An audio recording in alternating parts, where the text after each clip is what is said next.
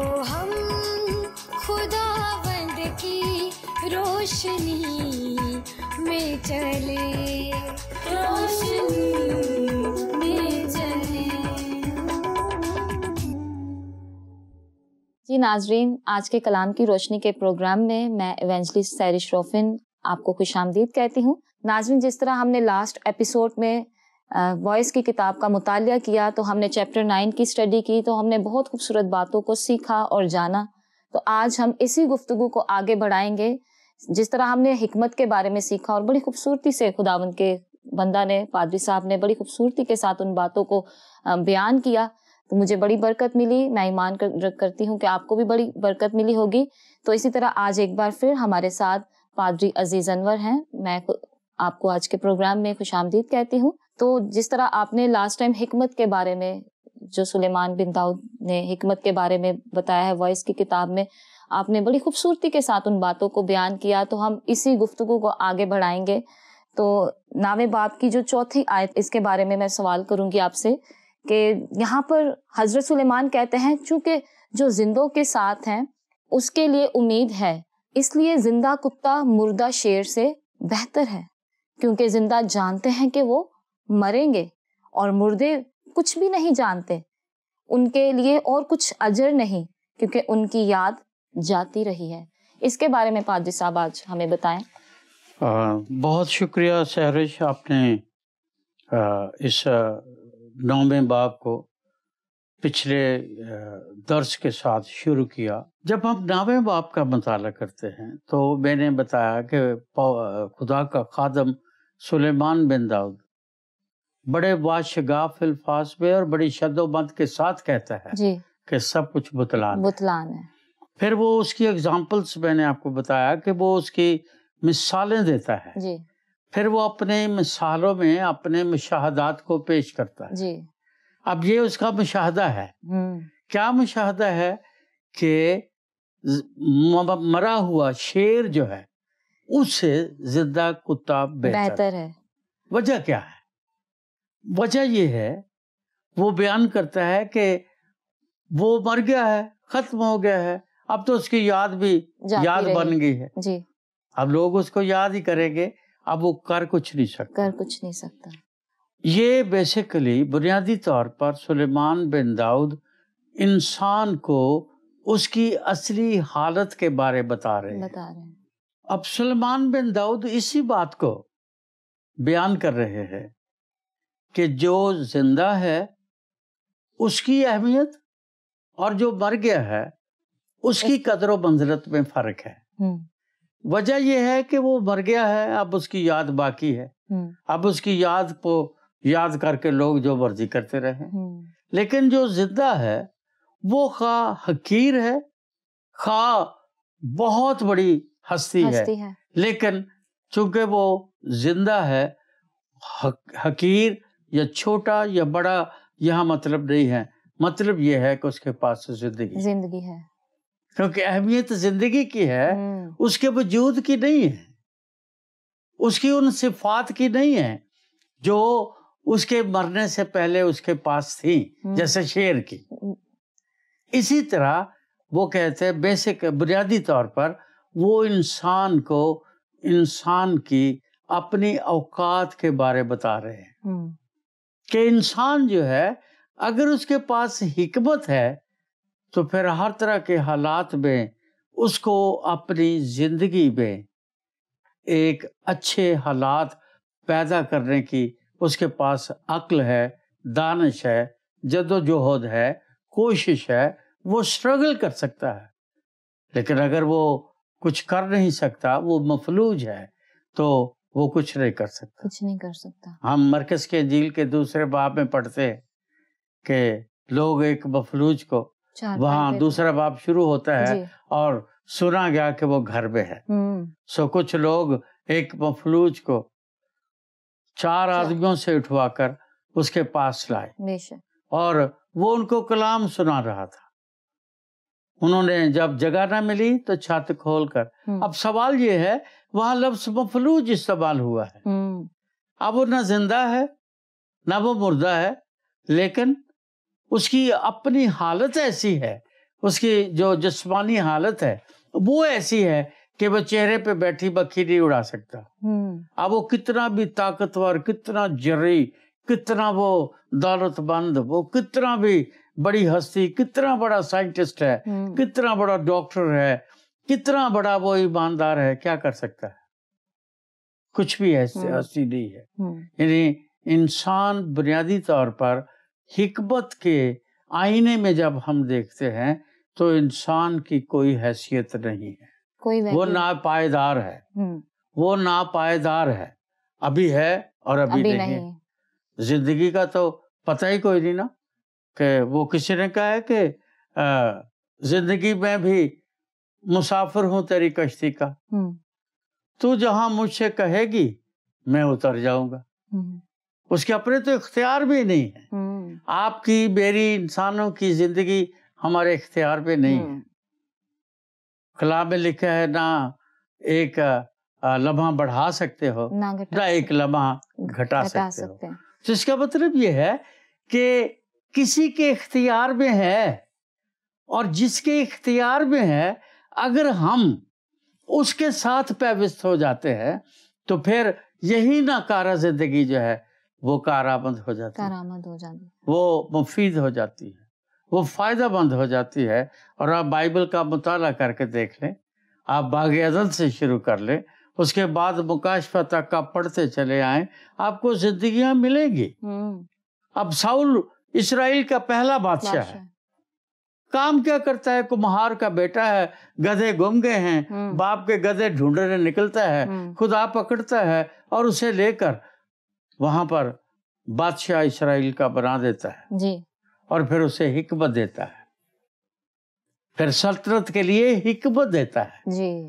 خدا اپنے بندہ موسیٰ سے کہتا ہے کہ تو میرا خیمہ اجتماع، ابھی ملک مصر سے نکلے ہوئے بیابان میں سفر کرتے کو 1.5 سال ہوا ہے. خدا نے خیمہ اجتماع کی تجویز دے دی.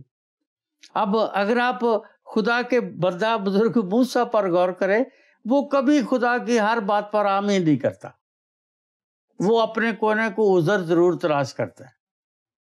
وہ جانے پہ بھی راضی نہیں تھا، وہ ساری بات اب کبھی بھی دیکھ لے، آخری دم تک دیکھ لے، وہ عذر تلاش کرتا ہے، وہ خود کرنا نہیں چاہتا. اس نے کہا خداوند یہ نقشہ جو تو نے مجھے دیا ہے خیمہ اجتماع کا، اس کے یہ پردے، یہ گھنٹیاں، یہ ساری چیزیں، میرے پاس تو ایسے لوگ ہی نہیں ہیں، یہ تو غلامی سے نکلے ہوئے غلام ہیں، ان کے پاس کیا ہے؟ کوئی حکمت دانائی نہیں ہے. خدا نے موسیٰ سے، اپنے بندہ بزرگ موسیٰ سے کہا تجھے معلوم نہیں وہ فلاں فلاں فلاں شخص جو ہیں ان کو میں نے اس حکمت کے ساتھ اس دنیا میں پیدا کیا ہے. وہاں لفظ خدا نے جو استعمال کیا ہے وہ لفظ حکمت ہے. اور حکمت کیا ہے؟ مقدس پالوس کہتا ہے مسیح یسوع خدا کی حکمت ہے. اس کا مطلب یہ ہے کہ وہ لوگ جو اس زمین پر کسی بھی حیثیت میں ہیں، اگر ان کے پاس مسیح یسوع کی حکمت ہے، سمبولیکلی ہے، استعارتاً ہے یا حقیقتاً ہے، لوگ جانتے ہیں یا نہیں جانتے ہیں، وہ ایک الگ بات ہے. اب خدا اپنے بندہ ایوب کے ساتھ ہے، اور اس کی حکمت، اس کی راست بازی، اس کی بندگی، اس کی پرہیزگاری اور اس کی عبادت کو خدا جانتا ہے. اس لیے پہلے باب کی پہلی آیت کا آغاز ہی ان 4 صفات سے ہوتا ہے جو ایوب کے پاس ہے. وہ چاروں صفات حکمت کا نتیجہ ہے. بے شک وہ ان دکھوں میں گزرا، بے شک اس کی اولاد چلی گئی، بے شک اس کا کاروبار برباد ہو گیا، جسم میں بھی کیڑے پڑ گئے، وہ بیٹھا وہ ٹھیکرے سے کھرچتا بھی ہے، سب کچھ ہے، لیکن اس نے اس بدی میں سے، اس دکھ میں سے، اس رنج میں سے، اس ایگنی میں سے اس نے کیا جانا؟ میرا خدا جس پر میں ایمان رکھتا ہوں وہ علیم کل ہے، وہ میرے دکھ کو بھی میرے سکھ کو بھی جانتا ہے. آج میں جب روزانہ دعا کرتا ہوں اپنے گھر کے لیے، جب میں دعا کرتا ہوں تو میں کہتا ہوں خداوند میں تیرا شکر کرتا ہوں، تو نے اس گھر میں مجھے اتنے عرصے سے رکھا ہوا ہے. میں تیرا شکر کرتا ہوں. کس بات کے لیے؟ میرے دکھوں میں تو میرے ساتھ آنسو بہاتا ہے, میری خوشیوں میں تو میرے ساتھ خوشی کرتا ہے, تو مجھے شادمان رکھتا ہے, تو مجھے دکھ دیتا ہے اور سنبھال لیتا ہے. اے خدا میں تیرا شکر ادا کرتا ہوں, کیونکہ وہ علیم کل ہے, سب کچھ جانتا ہے. وہ آپ کے احساسات کو جانتا ہے, وہ آپ کے دکھوں کو جانتا ہے, وہ آپ کی خوشیوں کو جانتا ہے. کیونکہ جب کان کنج ہیں وہ پتھروں کو کھودتے ہیں, کان کنج ہوتے ہیں وہ پتھروں کو کھودتے ہیں. پتھر کھودتے کیوں ہیں؟ تاکہ ان میں سے انہیں قیمتی پتھر ملے. وہ کھیتوں میں نہیں ملتے, وہ ملوں میں نہیں ملتے. میں ایک پروجیکٹ پہ کام کر رہا تھا تو گلگت پہ مجھے رہنے کا بڑا موقع ملا. وہاں میں ہوٹل میں ٹھہرا ہوا تھا, تو وہاں جو دریائے اباسین آتا ہے نا اوپر سے پہاڑ سے, ایک دن میں وہاں اس کے چلا گیا کنارے, اور میں نے دیکھا کہ وہاں کچھ لوگ ہیں, ان کے پاس چھوٹی چھوٹی ٹوکریاں ہیں, اور ان ٹوکریوں سے وہ دریا کا پانی چھان رہے ہیں. میں ان کے پاس بیٹھ گیا اور میں نے مائنیوٹلی ان کو دیکھا کہ یہ کیا کر رہے ہیں. اتنا ٹھنڈا پانی ہے اور اس کے باوجود وہ اس میں یہ پانی چھان رہے ہیں, کر کیا رہے. تو پھر میں نے ایک بندے سے جرت کر کے پوچھ لیا, میں نے کہا یہ آپ لوگ کیا کرتے ہو؟ میں نے کہا یہ تو پہاڑ ہے, پہاڑ سے پانی بہ کر نیچے آ رہا ہے. کہتا جی ان پہاڑوں سے یہ جو پانی آ رہا ہے, یہ جو پتھر آ رہے ہیں, یہ جو کنکر آ رہے ہیں, انہی پتھروں میں, انہی کنکروں میں یاقوت بھی ہے, زمرد بھی ہے, عقیق بھی ہے, اس میں طرح طرح کے قیمتی پتھر ہے, ہم وہ اکٹھے کرتے ہیں.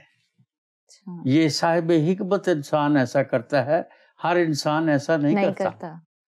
جب خدا کے کلام کو صاحب حکمت پڑھتا ہے, جب صاحب حکمت سنتا ہے, جب صاحب حکمت سناتا ہے, تو پھر جن کے پاس دانائی ہے, حکمت ہے, وہ اس میں سے ہیرے لال جواہر اور یاقوت اور عقیق, یہ موتی قیمتی اکٹھے کرتے ہیں. اس لیے یسوع نے کہا کہ اپنے موتی سوروں کے آگے نہ ڈالو, کیونکہ وہ الٹا توڑیں گے اور روندیں گے, تمہیں بھی بے عزت کریں گے. مگر اس میں جدوجہد کرنی پڑتی ہے. جب لوگ جدوجہد کرتے ہیں, جب یہ پتھر نکالتے ہیں, تو وہ بیسیکلی اس پارس کو ڈھونڈتے ہیں, اس پارس پتھر کو ڈھونڈتے ہیں, جس کی خوبی یہ ہے کہ جو اسے مس کر جاتا ہے. وہ بتاتے ہیں جو اس پتھروں کا علم جانتے ہیں, وہ کہتے ہیں جی پارس کسی دھات سے جب مس کر جاتا ہے تو پھر وہ سونا بن جاتا ہے. مسیح یسوع اس کائنات کا پارس ہے. آج وہ حکمت کا منبع ہے. وہ حکمت کا منبع اس لیے ہے کہ وہ خدا ہے. وہ حکمت کا منبع اس لیے ہے کہ وہ خدا کا کلام ہے. وہ حکمت کا منبع اس لیے ہے کہ وہ اور خدا ایک ہے. وہ خدا کا کلمہ ہے, خواہ وہ نفسی ہے پھر بھی وہ خدا کا کلمہ ہے, خواہ وہ لفظی ہے پھر بھی خدا کا کلمہ ہے. اور کسی شخص کی میں کتاب پڑھ رہا تھا, اس نے کہا کہ وہ پارس کا پتھر ہے. آج بھی جو پتھر اس سے چھو جاتا ہے وہ سونا بن جاتا ہے. اور آج بھی آپ دیکھیں 11 یا 12 بندوں نے کام شروع کیا, اس پارس کے پتھر کی مشہوری کی, اس پارس کے پتھر کی انہوں نے منادی کی, اس پارس کے پتھر کے لیے جان دی, اس پارس کے پتھر کے لیے زندگیاں دی. آج صرف 2000 سال میں 40% سے زیادہ آبادی مسیحی ہے. بالکل, کیونکہ وہ پارس کا پتھر ہے, اور وہ پتھر جس کے پاس ہے وہ امیر ہے. خواہ موت اور زندگی تو آئے گی, حالات تو وہ جانتا ہے, بالکل, لیکن وہ پارس کا پتھر ہے. بالکل. اس نے کہا کہ اگر یہ ساری کائنات نباتات کی کائنات ہوتی, پودے ہی پودے, درخت ہی درخت ہوتے, تو مسیح یسوع اس میں چندن کا وہ درخت ہوتا جس کی خوشبو سے کائنات ہمیشہ معطر رہتی. اور آج بھی دیکھیں جن لوگوں کی زندگی میں یسوع بستا ہے ان کو یہ بتانے کی ضرورت نہیں پڑتی میں یوحنا ہوں، میں ساؤل ہوں، میں پولوس ہوں. لکھا ہے اور انہوں نے جانا کہ یہ دونوں. گملییل نے بتایا اس عدالت میں، اس جوڈیشری میں جو جج بیٹھے ہوئے تھے، انہوں نے کہا وہ یہ حکمت کی باتیں ان میں کہاں سے آ گئی. گملییل اس جوڈیشری کا ممبر تھا. گملییل نے کہا یہ دونوں یسوع کے ساتھ رہے ہیں، یہ پارس کے پتھر کے ساتھ رہے ہیں. اب یہ حکمت کی باتیں، یہ سونا اس لیے آج بن گئے ہیں کیونکہ یہ یسوع کے ساتھ رہے ہیں. اور یسوع کے ساتھ، یوحنا کہتا ہے ہم نے اس کے ساتھ کھایا، اس کے ساتھ پیا، اس کے ساتھ رہے، اس کو دیکھا. توما تو یہ بھی کہہ سکتا ہے، ان سے آگے بالا تر ہو کر کہہ سکتا ہے میں نے تو زخموں میں بھی ہاتھ ڈال کے دیکھا ہے، میں نے تو تحقیق بھی کی ہے اور تفتیش بھی کی ہے. اس لیے وہ صاحب حکمت ہے، اس لیے وہ پتھر ہے. اور اس پارس کے پتھر سے جو چھو جاتا ہے پھر وہ حکمت جو ہے وہ اس کی باندھی بن جاتی ہے. اور اسی حکمت کے اعتبار سے جب وہ 8ویں باب کا اختتام کرتا ہے تو وہاں سلیمان بات بھی یہی کرتا ہے کہ میں نے حکمت سیکھنے پر دل لگایا. اور جب اس نے دل لگایا تو کیا سیکھا؟ حکمت نے کیا سکھایا کہ مصیبتیں اور آزمائشیں نیک اور بد دونوں پر آتی ہیں، پر بد جو ہے وہ ان مصیبتوں سے برباد ہو جاتا ہے، ہلاک ہو جاتا ہے. نیک جو ہے ان مصیبتوں کو سہتا ہے، برداشت کرتا ہے، اور پھر ان دکھوں کے اندر سے وہ اپنے لیے زندگی کے موتی تلاش کرتا ہے، حکمت کی باتیں تلاش کرتا ہے. لیکن جو لوگ سچائیاں سیکھتے ہیں اگر وہ دوسروں کو سکھاتے ہیں، جیسے خدا کے بندہ ایوب نے کہا کہ وہ علیم کل ہے، تو پھر وہ سچائیاں زندگیوں کو، زمانوں کو، قوموں کو، امتوں کو بدل دیتی ہیں. بے شک. جی تھینک یو پادری صاحب، آپ نے بڑی خوبصورتی کے ساتھ اس سوال کا جواب دیا ہے، میں نے بڑی برکت پائی ہے. تو جس طرح آپ نے سٹارٹنگ میں ہی کہا کہ یسوع مسیح جو ہے وہ خدا باپ کی پوشیدہ حکمت ہے، تو امثال کی کتاب میں لکھا ہے کہ جو مجھے پاتا ہے یعنی حکمت کو پاتا ہے وہ زندگی پاتا ہے، لیکن جو اس سے بھٹک جاتا ہے وہ اپنی ہی جان کا نقصان اٹھاتا ہے. تو ناظرین بڑی خوبصورتی کے ساتھ پادری صاحب نے اس سوال کا جواب دیا ہے، یقیناً آپ نے بڑی برکت پائی ہوگی. جی پادری صاحب میں اگلا سوال آپ سے کروں گی، جس میں حضرت سلیمان بن داؤد کہتے ہیں کہ کیا ہمارے اعمال کا فیصلہ پہلے سے ہی ہو چکا ہوتا ہے، پھر تو ہم خدا کو اپنے کسی عمل کے لیے جواب دہ نہیں ہیں؟ اور حضرت سلیمان نے 7ویں اور 8ویں آیت میں ایسا کیوں کہا ہے؟ یہ ہمیں سمجھنے میں یا تو غلطی ہو رہی ہے کہ ہمارے اعمال کا فیصلہ پہلے ہی ہو چکا ہے تو پھر ہم تو کسی بات کے جواب دہ نہیں ہیں. پچھلے کئی ہزار سال سے مختلف فلسفی میں یا فلسفہ دانوں نے اس بات کو اپنے فلسفی کی بنیاد بنایا ہے. جی اگر ہمارے اعمال کا فیصلہ ہو چکا ہے، اگر میں یہ کہہ رہا ہوں اگر ہم ٹو سم ایکسٹینٹ مان لیں تو پھر انسان نہیں، وہ روبوٹ ہے. بالکل. بائبل یہ بتاتی ہے کہ خدا نے انسان کو خود مختار بنایا ہے. جی ثبوت کیا ہے؟ اس نے کہا آؤ ہم انسان کو اپنی شکل اور صورت اور شبیہ پر بنائیں. اب خدا کی شکل و صورت ایسی ہے جیسی آج کے انسان کی. اگر ہم یہ کہیں کہ اس کا ہاتھ 10,000 میل تک لمبا ہے تو کیا یہ درست ہے؟ کیسے؟ بطور مسیحی یا بطور ایک مذہبی انسان ہونے کے ناطے ہم یہ تو مانیں گے کہ وہ قادر مطلق ہے، صاحب قدرت ہے، لیکن 10,000 میل لمبا ہاتھ کہیں نہ کہیں جا کے محدود تو ہو جائے گا نا. بالکل. تو بائبل کا خدا تو لامحدود نہیں ہے، لامحدود ہے، محدود نہیں ہے. اس کی آنکھ محدود نہیں ہے، اس کے ہاتھ محدود نہیں ہے. چونکہ وہ خود محدود نہیں ہے اس لیے اس نے انسان کو آزاد مرضی کے ساتھ پیدا کیا ہے، یہ اس کی شبیہ ہے۔ بالکل شبیہ یہ نہیں ہے کہ اس کے ایسے ہاتھ پاؤں ٹانگے ہیں، یہ اس لیے ہے تاکہ انسان اپنی عقل سے خدا کے اس معیار کو سمجھ سکے، کیونکہ انسان اپنی عقل سے خدا کو نہیں سمجھ سکتا جب تک خدا اپنے آپ کو خود اس انسان پر ظاہر نہ کرے۔ بالکل اس لیے اس نے ان جسم کے حصوں کو استعمال کیا اپنی گفتگو میں جو انسان سمجھتا ہے۔ اب میں اور آپ ہاتھ سمجھتے ہیں، میں اور آپ آنکھیں سمجھتے ہیں جی، میں اور آپ اس کا بازو سمجھتے ہیں، اور یہی اس کی شبیہ ہے جو خدا نے انسان کو دی ہے، چونکہ خدا کی شبیہ جو ہے، خدا کی فطرت جو ہے وہ فعل مختار ہے۔ اس فطرت کو اس نے دم کے ذریعے اس کے اندر جب ٹرانسفر کیا تو انسان کو فعل مختار کیا۔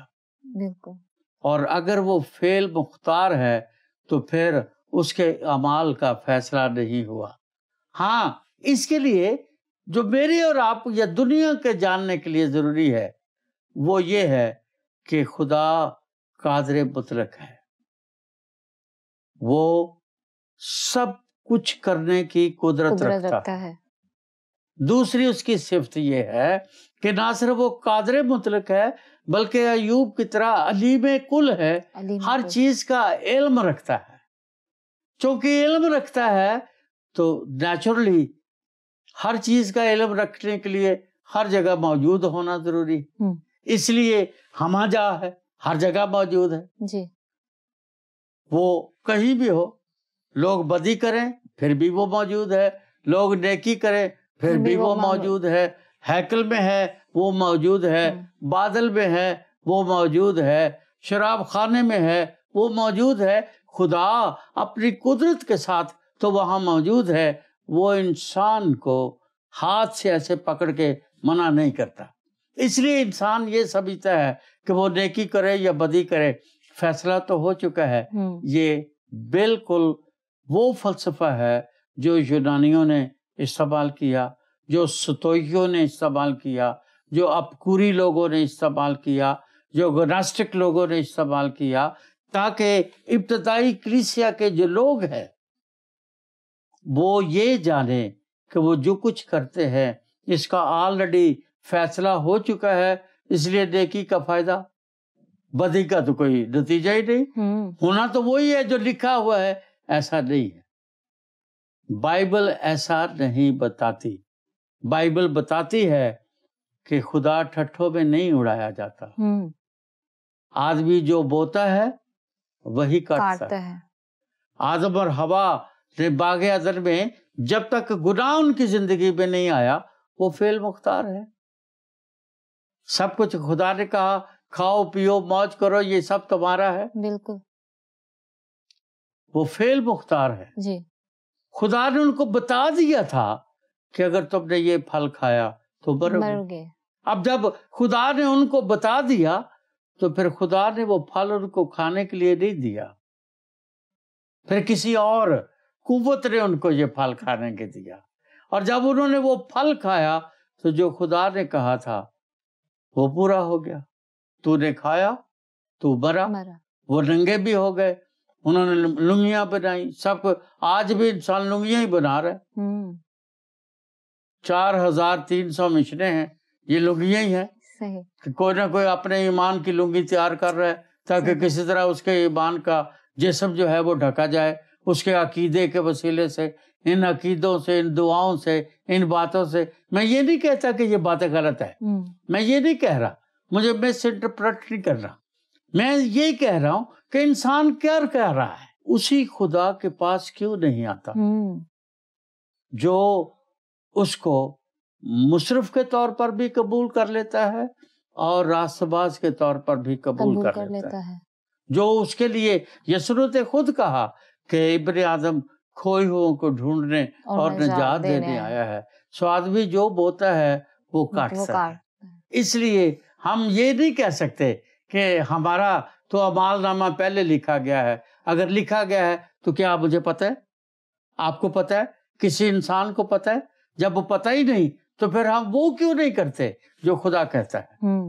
پھر ہم وہ کیوں کرتے ہیں جو ابلیس کہتا ہے؟ جی اس لیے یہ صرف فلسفی تک اینٹی کرائسٹ جو لوگ ہیں، اینٹی بائبل جو لوگ ہیں، اینٹی کرسچینٹی جو لوگ ہیں، وہ اس لیے یہ باتیں پھیلاتے ہیں تاکہ لوگ خداوند کو جاننے یا نہ جاننے کے مسئلے میں نہ پڑے اور کہیں کہ ٹھیک ہے بھائی سارا جہان ایسا ہے، ہم بھی ایسے ہیں. ایسا نہیں ہے.